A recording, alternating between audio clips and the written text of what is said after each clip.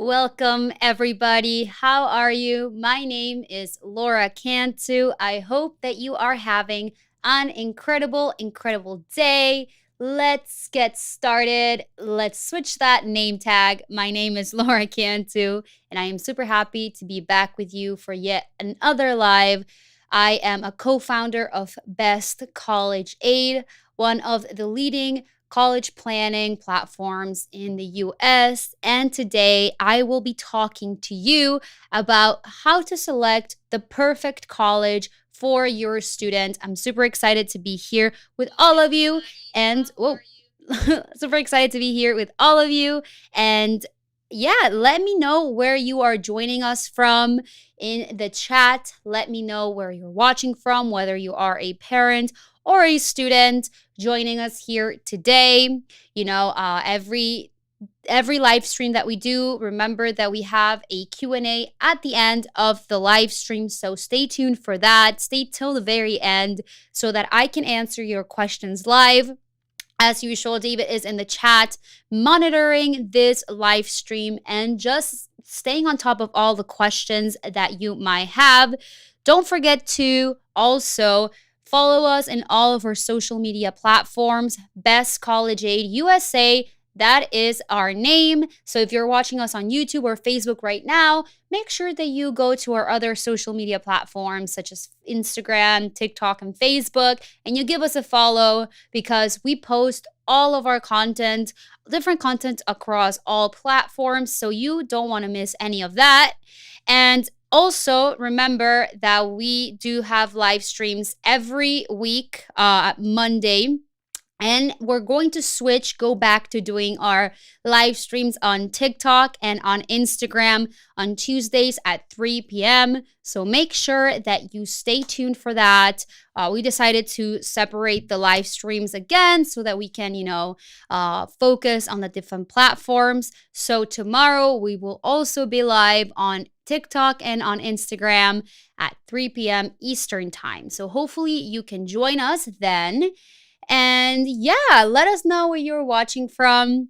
Today, we are talking about how to select the perfect college for your student. It's a very important topic, a topic that a lot of parents, a lot of students, ask us about, building a college list, what it is, because they hear us talk about, you might hear us talk about building the perfect college list. You might be wondering, all right, what is a college list? What is a college search? You might be wondering, how does one even get started? So today, that's what we will be talking about. So make sure that you stay tuned for this presentation.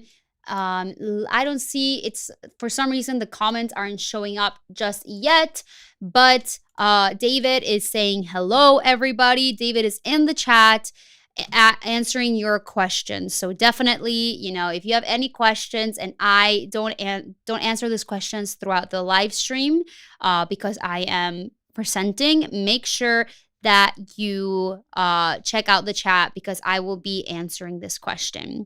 Now, why is this live important? Why is this topic important? And I already kind of went over this, but how to select the perfect college for your student, how to help your student select the right university. This is important because in order for a student to get accepted, and not only get accepted into a college, but get accepted with good financial aid and scholarships, students have to create a college list. Students have to know what they want and have to search for the right opportunities for them. And a lot of students don't know this. There are parents and students who just, have their student apply to random colleges without even knowing, basic things such as what it is that the student wants to major in, what it is that the student wants to do if they have an extracurricular activity, without even knowing if the college that they're applying to is generous or not. So this live stream is going to be important, is going to be helpful because it's going to be very beneficial in teaching students and parents the importance of having a plan, right? So why don't we go ahead and get started? Remember that at the end of the live stream, we do a Q&A, a session where I answer your questions. So don't miss out on this amazing Q&A. Again, David's in the chat monitoring your questions. So let's go ahead and get started with our today's lesson, today's live stream topic, how to select the perfect college. All right, so let's get started with our first point of the conversation, our first topic of conversation. And it is developing a strategy and the importance of developing a strategy. You have to help your students, if you're watching this, you have to establish a search criteria that's specific to your students' wants and needs, right? And I will get more into that in a little bit as the presentation goes on. But establishing a search criteria is going to be so beneficial because, the goal is to find schools that would not only accept your student, not only accept the applicant, but that will also provide them with scholarships and financial aid. For a lot of students, and this might be your situation, your family situation, it is a priority is to be able to afford college. College is not cheap. And, there are students and families who overlook this big importance. Sometimes they're more interested in just applying and getting accepted, or sometimes they don't even apply because they think, I can't afford it. And I want you to remember that going to college in the United States with scholarships, making it affordable, not falling into debt is not impossible, all right? It is doable. It just has to be done right. And that's why having a strategy is so important, okay? So remember this very important topic, why developing a strategy, why that is so important. So, what is something that comes with developing a strategy? Well, that is building a college list. Now, what should a college list look like? A college list should look like, it should be made up of 8 to 12 universities, 8 to 12 colleges, 8 to 12 institutions. Now, within these 8 to 12 institutions, they should be separated into reach schools, target schools, and safety schools. Now, let's backtrack a little bit. A college list is a list of universities that the student, a well thought out list, every school in this list should have a lot of research behind it. There should be a reason why the student is choosing to apply to that university. It's a list of universities that the student is going to be applying to by the time that they're in their senior year. I'm about to sneeze. Just kidding. I didn't sneeze. Sorry about that. I was about to sneeze, but I didn't. Anyways, college lists, super, super important. And, it's a list of colleges that the student is going to basically do research for, separate them into different, not classes, but different areas. Some schools are going to be reach schools, and I'll explain those in a second. Target and safety schools. And these are the schools that the student is going to be applying to come senior year, right? So what is a reach? What is a safety? And what is a target school? A reach school, the name says it, reach, you are reaching, your student is going to be reaching. It might be a school who's basically the criteria, the admissions criteria, such as the average GPA of accepted students, the standardized test scores, might be a little bit above the average. The average might be a little bit above the student's criteria. Maybe your student has a 3.75 and the average GPA of the accepted students at this school might be a 3.85, or 3.9. But maybe your student has the right SATs, the average SAT that the average student has, the student that gets accepted into that school, maybe it's a little lower. So a reach school, in simple terms, is a school that could be a little harder to get into for the student, right? And there should be 3 to 4 schools in your student's list. Now, a target school, it's like target practice, bullseye. It's a school that basically the admissions criteria of the average accepted students matches your students, criteria. Your students' stats, their GPA, their standardized test scores, if they are leaders, if they have a lot of leadership positions, if they're part of clubs, it matches. It's in the same realm. And then a safety school, the name, again, it's pretty self-explanatory. It's a school where it is pretty easy for the student to get accepted because their stats are a little bit above of the average accepted students. Maybe their GPA is high for that school, so their chances of getting accepted are above 60%. So they're most likely going to be accepted into this school.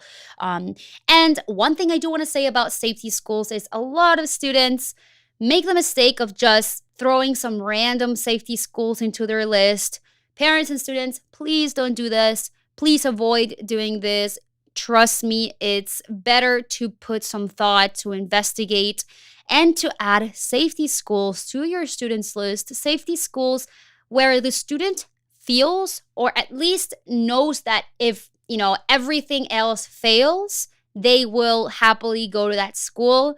They see themselves thriving there. Then they see themselves attending to that school, because things can happen. Students, could not get accepted into their dream school if it's a reach school. Students could get accepted into a target school that they really want to go to, but maybe they don't get a great financial aid package, for some reason. So it is important to every school in your students list has to be a school that the student, if it comes to the point where they have to go to the school because other things didn't work out, it has to be a school that the student feels happy to go to, excited to go to, and also schools that meet the criteria, which I will talk in just a second, such as, financial aid, where they will most likely get good financial aid. They could receive a scholarship. They can study the major that they want to major in. So make sure that your student is keeping those very important things in mind. Alrighty? Now that we talked about that, why don't we go ahead and talk about the important criteria, the things to consider when looking for colleges, and things that your student must think about in order to find the right university for them, okay? So the first thing to consider is obviously the academic programs that school is going to offer. When applying to colleges, when adding colleges to the student's, college list, the student has to make sure that the school on their list will allow them to study what they're passionate about. So in other words, that the school on the list, like the school that they're going to apply to and possibly maybe getting accepted to and going to, if they get a good deal, good financial aid package, is if they're going to be offering the majors that they want to major in, the careers that they want to go into, right? A lot of students, you would be surprised, apply to colleges.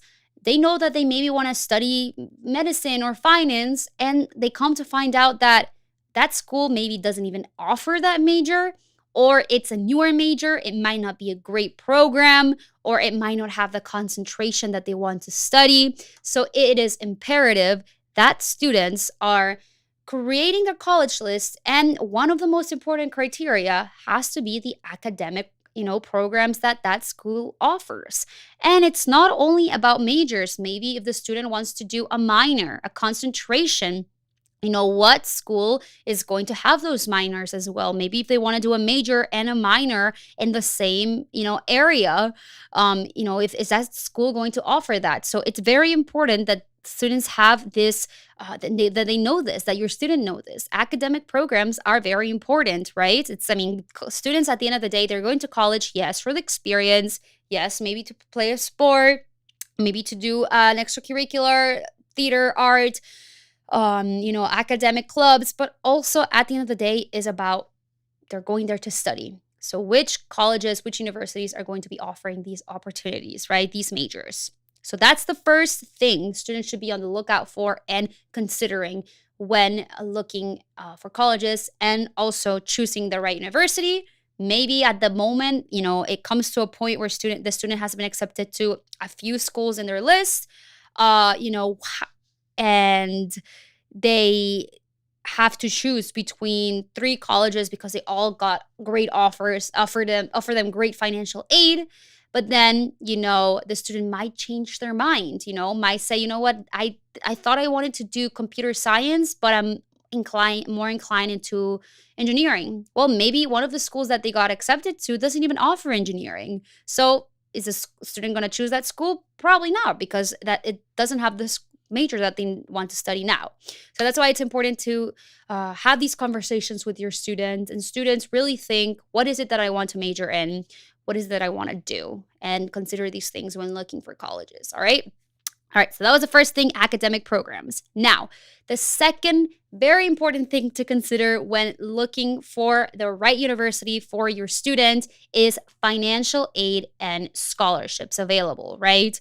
So you and your student have to be looking for colleges that have a history of awarding financial aid to families with similar financial profiles as yours, schools that, meet your family's expected family contribution, EFC number, and also not only colleges that are generous when it comes to awarding financial need, but also colleges that are known for offering merit-based scholarships. So this would be, merit-based scholarships based on GPA, on standardized test scores, leadership, maybe a sport, maybe an art. I received a theater scholarship. This was from my college. This was a merit-based scholarship, a theater scholarship based on my merit, on my, the things that I did in high school with my theater club, the shows that I did, and also to continue to do theater when I went to college, when I studied there.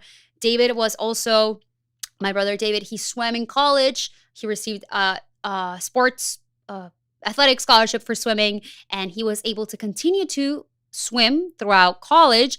But also, it was awarded to him because throughout high school he worked hard towards getting there. So that is a merit-based scholarships. Obviously, another type of merit-based scholarship is an academic scholarship.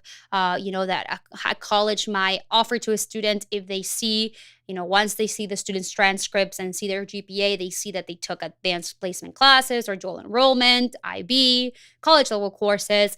Maybe they got a good GPA. Maybe they were involved in their community. They had good leadership positions. This could also be something that could award a student be awarded a merit-based scholarship for. And, there's also obviously colleges that are known for being generous for students who have financial need. So if your family's financial situation is, that of, maybe your student will definitely need financial need because your family has, maybe their income is not as high. Well, your student has to consider this too when looking for colleges and adding those colleges to the list, which colleges are going to be generous and award financial aid based on financial need, right? So it's very important to consider these things. Financial aid, a lot of students don't think about this, and they apply to colleges that unfortunately are not as generous, and maybe they don't even, because they never thought of a strategy. They just apply to all these colleges, and when the time comes, it's too late once they realize that they're not going to be receiving as much financial aid as they wish, right? So that was the second thing.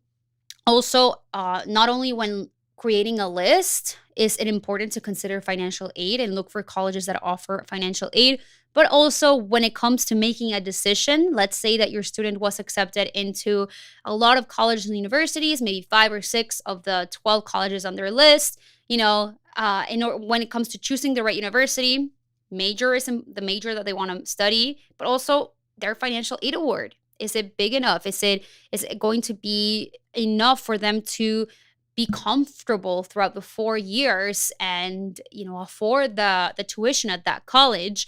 Maybe it's not going to be enough, so maybe the student is going to either have to renegotiate the financial aid package or choose a different university. So this is something super important to consider as well, because you don't want your student to be in their sophomore year of college, and then they realize it's too late when they realize they get their bill, and that tuition is super high and there's no way of being able to pay it without having to take out a private loan or something. So these things should be considered ahead of time. Alrighty, so the third thing that students and parents should be considering when it comes to looking for colleges, when it comes to creating a strategy and building a college list, is obviously extracurricular activities. You want to look for colleges that offer the same extracurricular activities that your student wishes to continue to do in college, right? So let's say that your student, I talked about my example, I did theater in high school. David swam. Let's say your student does basketball, right? And they want to continue to do basketball in college. Maybe they've been part of their high school's basketball team and they also do club basketball. There is a whole recruitment process that students go through, students who want to play a sport in college. And that is what David did when he got recruited to swim in college and received a scholarship. But of course, part of that criteria in your student's list is going to be, if your student plays a sport, for example, basketball, it's going to be good basketball schools or schools that have basketball programs. But not only that, what level is your student in? Are they in a really high level? Are they, they're going to be a competitive addition? Are they going to be able to get into very competitive basketball programs? Or maybe they're more like in the middle and they might have to go to a D2, a Division II school. All these things are very, very important things that should be considered. And it's not only sports, right? So when it comes to extracurricular, I talked about myself. I did theater. One of the biggest things that I knew that I wanted when I was applying to college, I didn't want to major in theater. I wanted to continue to be able to do theater, but I didn't want it to be my major. I wanted to major in something else, digital media, communications. That was what I was interested in. And if the opportunity presented itself to maybe minor in theater, that I was open to that. But I also wanted to find colleges and universities that were going to award my hard work in theater and maybe give me a scholarship. That was part of my criteria because extracurriculars, specifically theater was so special to me, something that I really cared about.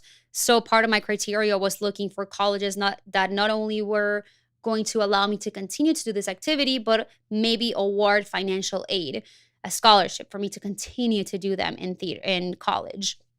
So it is very important that your student is considering all these things. If there is an activity that they want to do, it doesn't have to be a sport, something they've been doing maybe since middle school, freshman and sophomore year, and they realize they want to continue to do it. Look for colleges that will have these opportunities because not only could they continue to do these activities, but it has other benefits such as increasing the odds of getting accepted because colleges are going to want students who are passionate about something.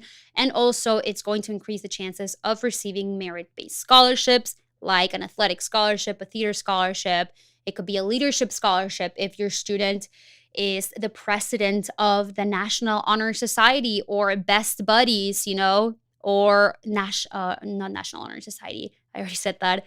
Maybe, Habitat for Humanity. If there is all these organizations, these organizations, a lot of colleges have Really for Life, Best Buddies, Habitat for Humanity. So if the student wants to continue to do that, they could do so. And that's why it is very important to consider and to want to go to schools that have this and to add schools that have this criteria to your list. All right. So when looking for colleges, look for colleges that will offer the extracurriculars that the student wishes to continue to practice once they're in college. Now, at the end of every presentation, I know that I hope it was, and I'm pretty sure it was very informative and there was a lot of valuable content for you.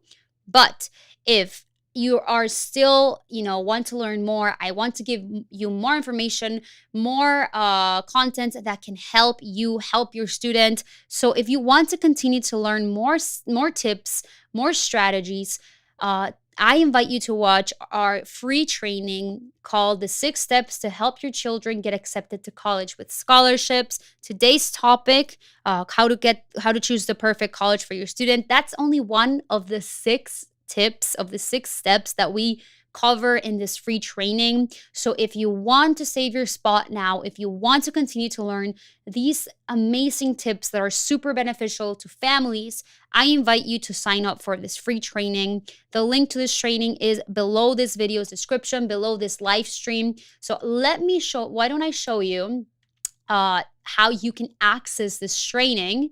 All you have to do is, I will share my screen with you right now. This should be your YouTube page. You click this link and it will open and it will redirect you to this training, 6 strategies to help your children get accepted to college with scholarship. Yes, sign up or save my seat. You click on that. You select which time works best for you.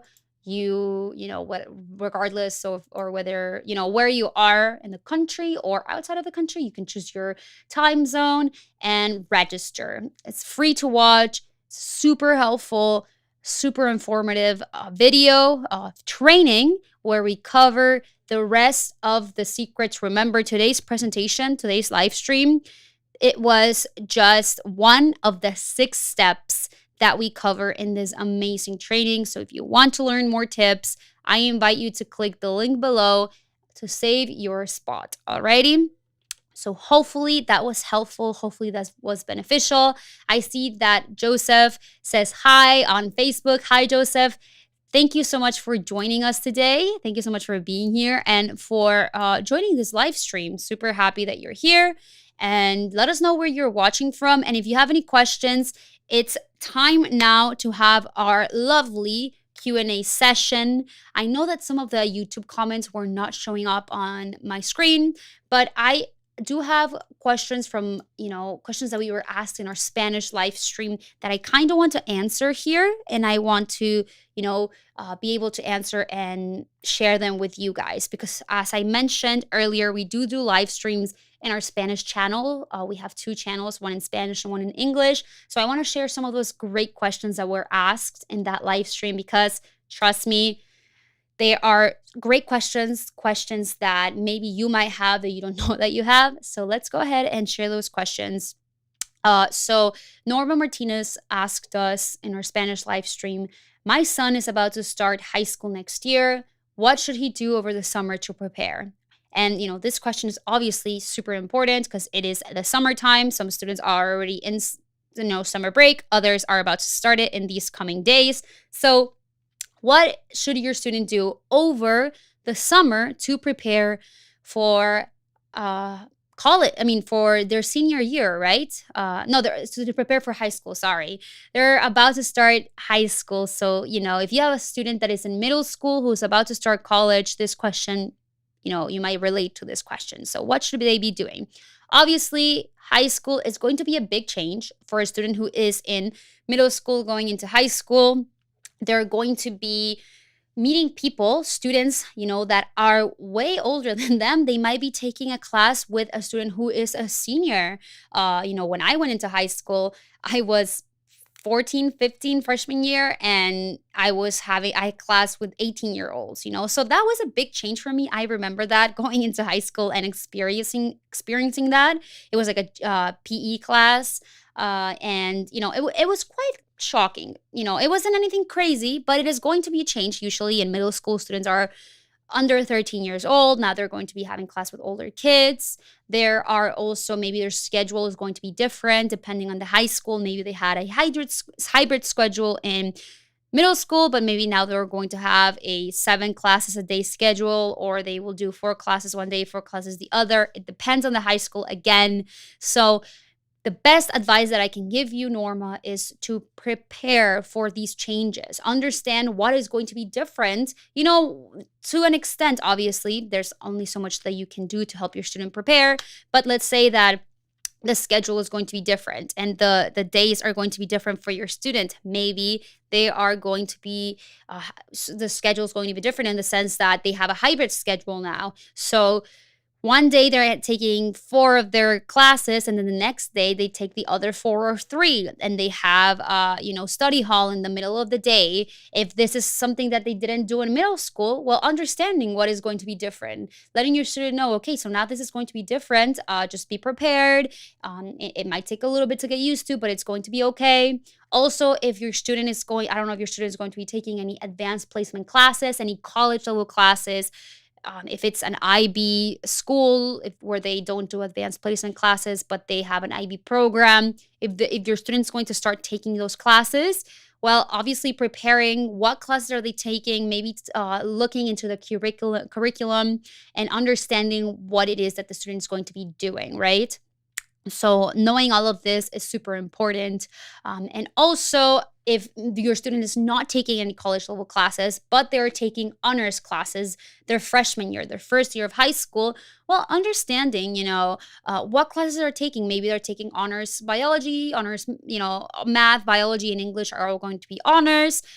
Knowing what if there is any summer readings that the student has to do, right? There are a lot of high schools, and you would be shocked in the amount of students who don't even know that there are summer activities. It could be for an honors class, for a regular class, for an AP class. So going into high school, a lot of students don't know this, but maybe they have gotten an email from their teacher next year saying, okay, there is this book that you have to read because we're going to have a quiz on the first day of school. That's a big thing.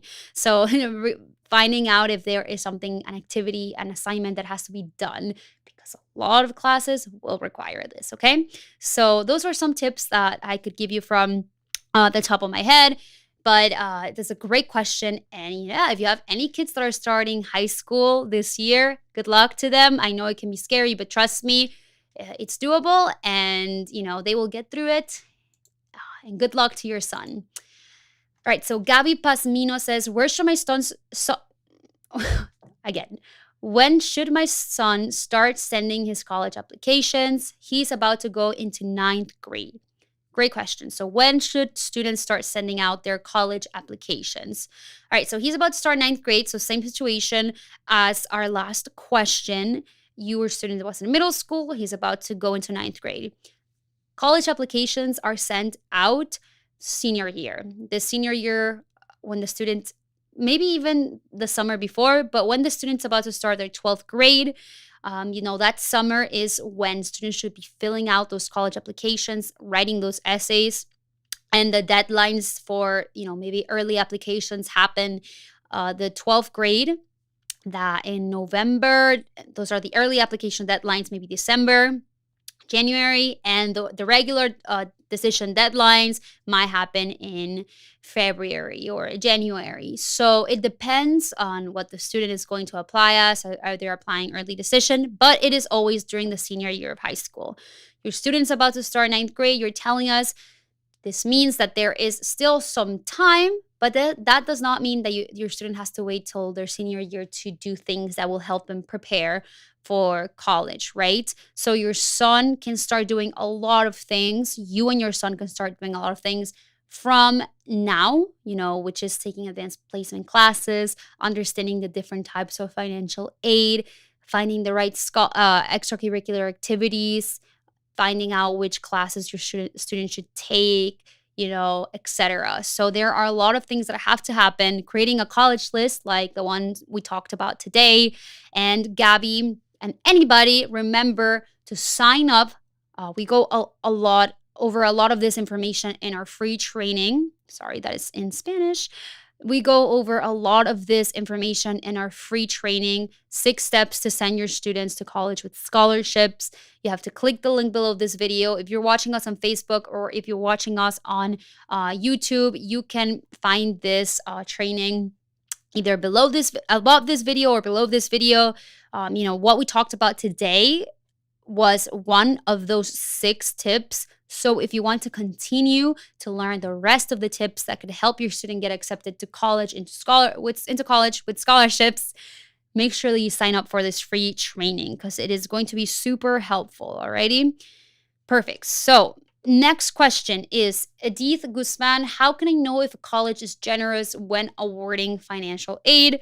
Great question. That is something that, it's one of what we talked about today, right? We talked about, when looking for colleges and universities to add to your students list, one of the biggest thing is to choose or look for colleges that have a history of awarding financial aid to families with similar financial profiles as yours, right? And your question is, how can I know if a college is generous when awarding financial aid? So there are obviously some ways to know if a student, and if you and your student check in the College Board search engine website, you can see, how much financial aid does the college meet. Maybe they meet 100% of the families demonstrated need, like MIT, like Harvard, Stanford, all those universities meet 100% of the students' financial need.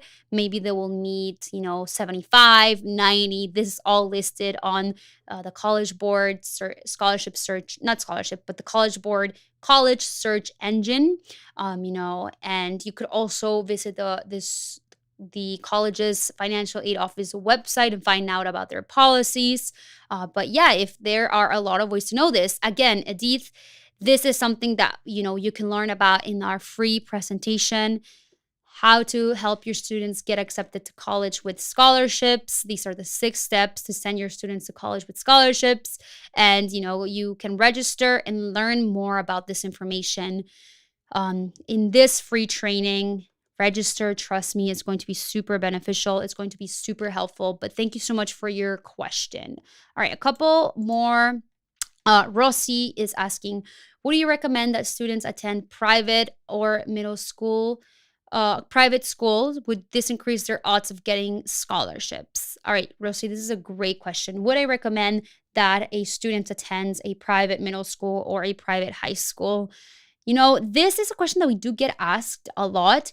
And at the end of the day, colleges are going to, care more about what the student did with what they were given in high school and in, middle school, but mostly high school. Colleges are looking for students who, regardless of their situation, maybe they, personal family situation, they were brought up in maybe they weren't wealthy or they didn't have a lot, and the student did amazing things or tried to come up, get good grades, or maybe if they attended a public high school, but the students still tried to take advanced placement classes, dual enrollment classes at a local community college. Colleges are going to be more impressed with what the student does than with what high school or middle school the student went to. Now, there are private high schools that will have amazing, because they have the budget, because these schools do cost money. They have a tuition that parents have to pay, and some do offer scholarships, but not all of them do. Maybe they will have more resources to help the student with test prep, right? They will have extra test prep class for standardized testing, something that a public high school might not offer. And maybe this will help the student, have a better SAT or ACT scores. But if the student is not really doing anything at a public school to, stand out, maybe they're not taking challenging classes, maybe they're not part of extracurricular activities, colleges are not going to say, well, he went to middle school, to private school, he went to private school, so we're just going to accept them. Colleges want to see a student who took advantage of their opportunities, and also vice versa. Let's say a student who went to public school, took a bunch of advanced placement classes, did really well, was part of a lot of clubs. Colleges are going to be, impressed by this. So it's more about what the student does with the opportunities that they were presented with, how they take advantage of the opportunities, how, they what they do to make their application more competitive, than whether or not the student went to a private high school, public high school, a magnet school, etc. Alrighty, so it's a great question that we were asked. Thank you so much, Rosie, and thank you so much, guys, for joining us today. I know that this was a lot of information, but we did kind of got through that pretty quickly. It was a lot of information, and hopefully it was organized. Hopefully you learned a lot from this. I want you to keep learning more strategies. This topic today, how to select the perfect college, is one of the 6 strategies that we share in our free training, how to help your students get accepted to college with scholarships. If you want to hear the rest of these strategies, make sure that you click the link below this video to register for this free training. It's going to be super beneficial. You're going to learn the rest of the strategies that help my siblings and I get accepted to colleges with full scholarships, and strategies that have helped a lot of families across the country understand the college admissions process, and a lot of parents help their student get accepted to college with scholarships. So don't forget to register for this free training. It's going to be linked below this video. Also, don't forget to join us tomorrow in our other social media channels of TikTok and Instagram. Join us for our free training where we're going to be discussing this topic. We're going to be answering questions this is going to be on Instagram and TikTok. And hopefully you can join us and learn more strategies. That's everything that I have for you today, guys. Thank you so much. Parents and students, if you joined us today, make sure that you share our channel, share this video with somebody who might benefit from it. And Joseph, thank you for watching. Rosie, David, thank you for being in the chat. If you have any questions, let us know. I will see you again tomorrow on Instagram and TikTok, or maybe next week in our next live stream. Have a great day, and thank you so much for joining us.